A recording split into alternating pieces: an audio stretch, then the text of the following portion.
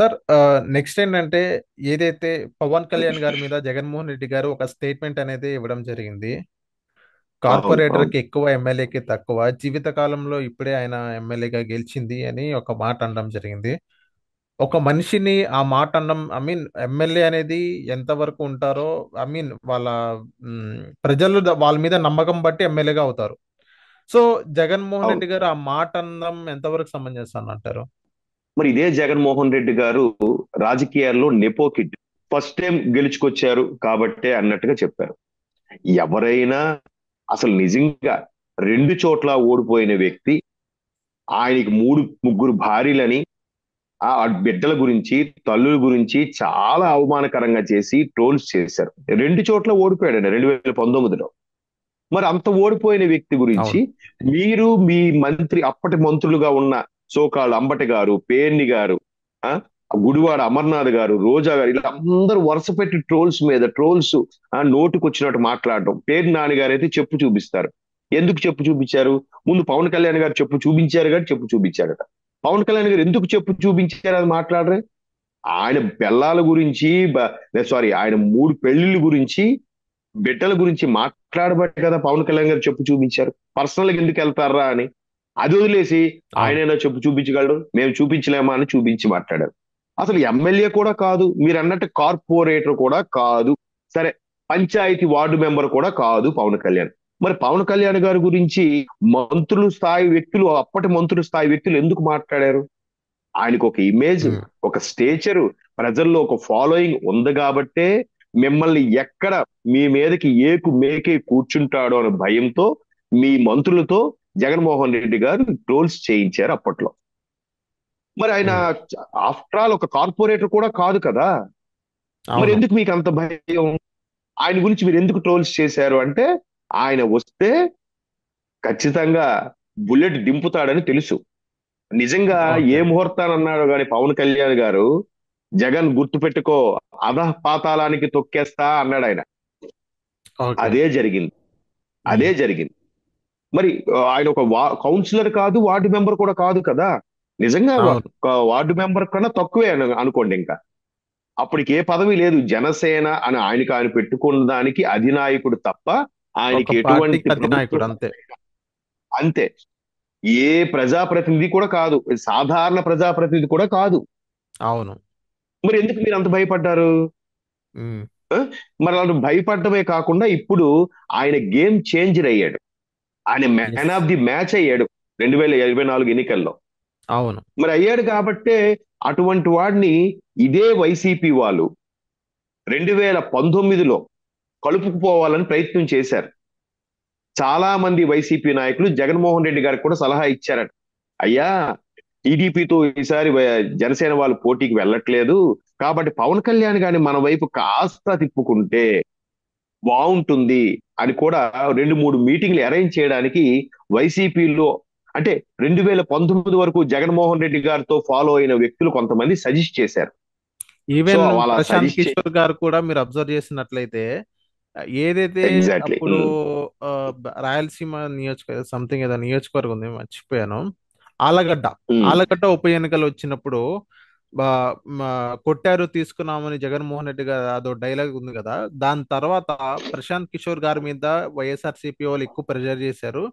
పవన్ కళ్యాణ్ గారు వైఎస్ఆర్సీపీతో కలిసి పోటీ చేయమని నా మీద, ఐ మీన్ ప్రశాంత్ కిషోర్ గారు పవన్ కళ్యాణ్ గారితో మాట్లాడమని నా మీద బాగా ప్రెషర్ వచ్చిందని ప్రశాంత్ కిషోర్ గారే చెప్పడం జరిగింది. సో దానిపైన మీరు అవును, చెప్పండి సార్, ఆ సిచ్యువేషన్ వచ్చిందని నేను మీకు చెప్తున్నాను. అదే చెప్తున్నాను కదండి. 2014 నుంచి, అంటే 11లోనో 12లోనో పార్టీ పెడితే వైసీపీ, 19 వరకు ఆయన ముఖ్యమంత్రి అయ్యే వరకు ఆయనతో ఉన్న నాయకులు ఎవరైతే ఉన్నారో వాళ్ళే అసలైన వైసీపీ నాయకులు. ఓకే. వాళ్ళు 19 తర్వాత కనుమరుగయ్యారు. పేర్లు చెప్పను నేను, చాలా ఎస్. మంది ఉన్నారు అందులో. అవును. ఆ సో ఆ 19 వరకు ఉండే రాజకీయాలు చాలా హుందాగా ఉండేవి. 2019 వరకు జగన్మోహన్ రెడ్డి గారు నెంబర్ 1 గా ఉంటే పార్టీలో నెంబర్ 2 గా ఉన్న వ్యక్తి విజయసాయి రెడ్డి గారు. హండ్రెడ్ అప్పుడు పర్సెంట్ ఎంత ఎంత ఎక్స్ట్రీమ్ లెవెల్ కి ఆ, రాజకీయాలు అదే రాజకీయాల యొక్క మాటలు తోటలు వెళ్ళలేదు. పర్సనల్ లైఫ్ అవును. కానీ, అవును. భార్యల వైపు కానీ, తల్లుల వైపు కానీ మాట్లాడలేదు. మేబీ విజయసాయి రెడ్డి గారు అటువంటి గైడెన్స్ ఇవ్వలేదేమో. ఉమ్, ఆ 2019 తర్వాత ఎప్పుడైతే ముఖ్యమంత్రి అయ్యారో, ఇంకా అవుతారో లేదో తెలియదు, ఒక్క ఛాన్స్, ఒక్క అవకాశం, తండ్రి లేని బిడ్డని, నేను ఒక అనాథని, నాకు ఒక్క అవకాశం అన్నట్టుగా బతిమాలుకుంటే, సరే రాజశేఖర రెడ్డి గారి బిడ్డ కదా, ఒకసారి ఇద్దామేమో అనుకున్నారు ప్రజలు. ఆ ఇద్దాము, సర్లే ఒకసారి చూద్దాం అనుకునేది అతి పెద్ద బ్లండర్ మిస్టేక్ అయిపోయింది. ఏది ఆంధ్రప్రదేశ్ చరిత్రలోనే. అవును. ఎంత బ్లండర్ మిస్టేక్ అంటే, ఒక్కసారిగా 20 ఏళ్ళు వెనక్కి వెళ్ళిపోయింది. అది ఎవరు అవునన్నా కాదన్నా అది జీర్ణించుకోవాల్సిన అంశం అది. సో అవును. మొత్తానికి వెనక్కి వెళ్ళిపోయింది. అప్పుడే మీరు అన్నట్టు ప్రశాంత్ కిషోర్ గారు లాంటి వ్యక్తులకి, కొంతమంది వైసీపీ సీనియర్ నాయకులు, అప్పుడున్న నాయకులు ప్రశాంత్ కిషోర్ గారికి మాట్లాడేలాగా ప్రజలు కూడా తీసుకొచ్చారట. అయితే ప్రశాంత్ కిషోర్ అప్పటికే ఈ వివేకానంద రెడ్డి గారు హత్య గావించబడటం చూసారా, నా నా పరిపాలన లేకపోవడం వల్ల ఎటువంటి టీడీపీ ప్రభుత్వం మా బాబాయిని చంపేశారని చెప్పడం, నాకు ఒక్క ఛాన్స్ ఇవ్వండి అనడం, నన్ను జైల్లో పెట్టేశారు, నేను ఏ తప్పు చేయలేదని బతిమాలుకోవడం, మొత్తం మీద అన్ని రకాలుగా కలిసి వచ్చేసింది. ఎందుకు కలిసి వచ్చేసిందంటే, దానికి కొంత ప్రభుత్వ అధికారులు కూడా కొంత కారణమయ్యారని నా అభిప్రాయం. ఈ ప్రభుత్వ అధికారులకి, కొంతమందికి, అంతమందికి కాదు, కొన్ని స్ట్రిక్ట్ అయిన రూల్స్, బయోమెట్రిక్ లాంటివి ఇంట్రొడ్యూస్ చేయడము చంద్రబాబు నాయుడు గారు, అవి కొద్దిగా నచ్చలేకపోవడము, కాస్త సర్లే ఈయన ఏదో చేసేస్తాడు, పిఆర్సీ చేసేస్తాడు, ఆ అందరికి కూడా అది ఏంటది మొన్నటి వరకు నానింది ఆ ఇష్యూ కూడా, మా అందరికి జీతాలు బాగా పెరుగుతాయి, సిపిఎస్. తర్వాత సిపిఎస్. డిఎస్సిలో సిపిఎస్ సిపిఎస్ రద్దు. సిద్ధాంతం రద్దు, అది ఈయన చేసేస్తాడు ఏదో అని నమ్మేశారు. అంటే వీళ్ళకి కూడా తెలుసండి, ఈ ఉపాధ్యాయ సంఘాలకు కానీ ఉద్యోగ సంఘాలకు చాలా మందికి తెలుసు అది జరిగే పని కాదు అని. అది ఉమ్, చంద్రబాబు నాయుడు గారి హయాంలో కూడా చెప్పాడు ఆయన. వెళ్ళ అవును. ఈయన ఎప్పుడైతే చెప్పాడో గుడ్డిగా నమ్మేశారు. లేదు లేదు, జగన్మోహన్ రెడ్డి చేస్తాడండి, ఖచ్చితంగా చేసి అప్పుడు పెడతాడని. సజ్జల గారు ఏమైంది? కూడా అన్నారు, అవగాహన లేక జగన్మోహన్ రెడ్డి గారు అన్నారు అని సజ్జల రామకృష్ణారెడ్డి గారు కూడా అన్నారు. ఆ తరువాత ఆ తరువాత గవర్నమెంట్ వచ్చిన తర్వాత తెప్ప తగలేశారు, ఏరు దాటాక తెప్ప తగలేశారు. అప్పుడే అవును. కదా ఉద్యోగులందరూ కూడా సెక్రటేరియట్ ముట్టడికి స్టార్ట్ చేశారు. అది అవును. ఎప్పుడైతే స్టార్ట్ చేశారో జగన్మోహన్ రెడ్డి గారి అసలు రూపం బయటకు వచ్చింది. ఇంకా లాభం లేదని ఒక్కొక్కళ్ళని, ఉద్యోగ సంఘాలని, ఉపాధ్యాయ సంఘాలని తొక్కి పెట్టడం స్టార్ట్ చేస్తే, అది కాస్త గుంటూరులో ఉపాధ్యాయ సంఘాల ఎమ్మెల్సీకి సంబంధించి టీడీపీ గెలుచుకుంది. అయినప్పటికీ మారలేదు. ఇంకా విచ్చలవిడితనంగా నోటుకొచ్చినట్టుగా మాట్లాడడం జరిగింది. పవన్ కళ్యాణ్ లాంటి వ్యక్తికి ఇప్పుడు ఈ రోజు కామెంట్ చేస్తున్నారు కదా, మరి పవన్ కళ్యాణ్ ఏమయ్యారండి? 21 స్థానాల్లో పోటీ చేస్తే 21 క్లీన్ స్వీప్, 100% యాక్యురసీ ఉంది. 100% స్ట్రైక్ రేట్, కరెక్ట్. 2 ఎంపీ స్థానాలు గెలుచుకుంటే 2 స్ట్రైక్ రేట్. ఈ ఉమ్, రోజు ఆ 21 స్థానాలు ఉన్న వ్యక్తి డిప్యూటీ సీఎం, అవును. 5 శాఖలకు మంత్రి, కేంద్రంలో కూడా పవన్ కళ్యాణ్ గురించి ముఖ్య ప్రధానమంత్రి నరేంద్ర మోడీ కూడా మేరా సాత్ పవన్ హై అని పబ్లిక్ మీటింగ్ లో చెప్పాడు ఆయన. That is um, Pawan Kalyan. మీరు ఒక ఉమ్, మాత్ర అదేదో అంటారులేండి, ఆకాశం మీద ఉమ్మేస్తే ఎవరి మీద పడుతుందండి? ఆకాశం ఏమైనా వండుతుందా? అవును. సరే కార్పొరేటర్ స్థాయి కూడా కాదు కదా, వార్డు మెంబర్ కూడా కాదు కదా, మీరు ఎందుకు అంత భయపడ్డారు? సార్, ఎందుకని ఇదే ట్రోల్స్ మాట చేశారు? మీద కౌంటర్ ఇవ్వడానికి ఆ, ఉమ్, ఈయన మనోహర్ గారు ఏమన్నారంటే, సో ఏదైతే మేము అనొచ్చు, మీరు కోడి కత్తికి ఎక్కువ గొడ్డలికి తక్కువ అని ఆయన కౌంటర్ ఇవ్వడం జరిగింది. దానిపైన మీరేమంటారు సార్? అవును. ఇప్పుడు కోడికత్తికి నిజంగా కోడికత్తి కన్నా తక్కువేనండి.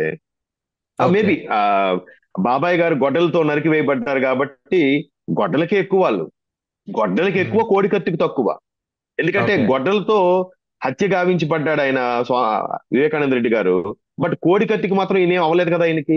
పాపం అమాయకుడైన ఆ కోడికత్తి సీను 5-6 ఏళ్ళు జైల్లో మగ్గి మగ్గి, పోనీ అది నేరారోపణ జరగలేదు, వాడికి శిక్ష పడలేదు, దాని గురించి వాయిదాలకి రండిరా బాబు అని అంటే, ముఖ్యమంత్రి స్థాయిలో ఉన్న జగన్మోహన్ రెడ్డి గారికి అసలు టైమే లేదు వెళ్ళడానికి కోర్టుకి. ఉమ్, ఉమ్, పాపం ఆఖడికి కొన్ని స్వచ్ఛంద సంఘాలు ఆయన తరపున మాట్లాడి పోరాడి, బాబు నిజంగా ఆయనకి ఎటువంటి బ్యాక్గ్రౌండ్ లేదు, వాడిని ఎందుకు అనవసరంగా వాడుకున్నారు, వాడికి ఏ తప్పు తెలియదంటే, వాడి ఉద్యోగం పోయి చాలా ఇబ్బందులు పడి ఆఖరికి ఆ కోడికత్తి సీను తల్లి తమ్ముడు జైలు ముందు నిరాహార దీక్ష చేసి ఆయన విడిపించుకున్నారు.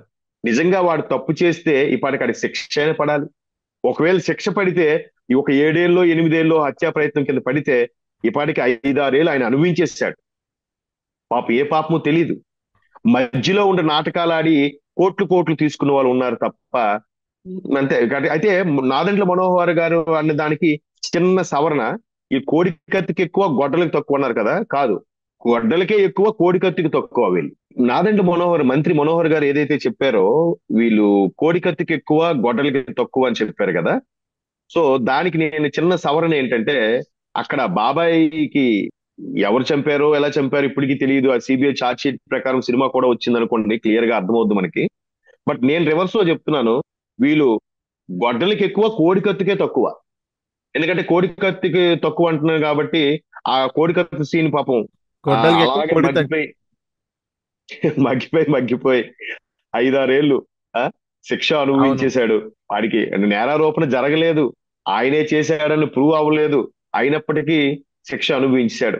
ఆ తల్లి తమ్ముడు నిరాహార దీక్ష చేశారు కాబట్టి ఎప్పటికైనా పాపం బయటకు వచ్చాడు. కొన్ని స్వచ్ఛంద సంస్థలు కూడా దాని మీద కొంచెం దృష్టి పెట్టాయి, ఆ పరంగా బయటకు వచ్చాడు.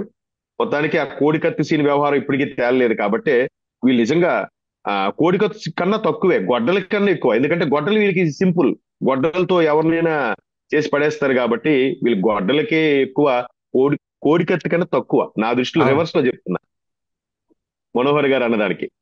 ఓకే. అది. ఓకే. ఓకే. సో ఓవరాల్ సారాంశం ఏంటంటే జగన్మోహన్ రెడ్డి గారు ప్రెస్ మీట్ పెట్టడం ఉమ్.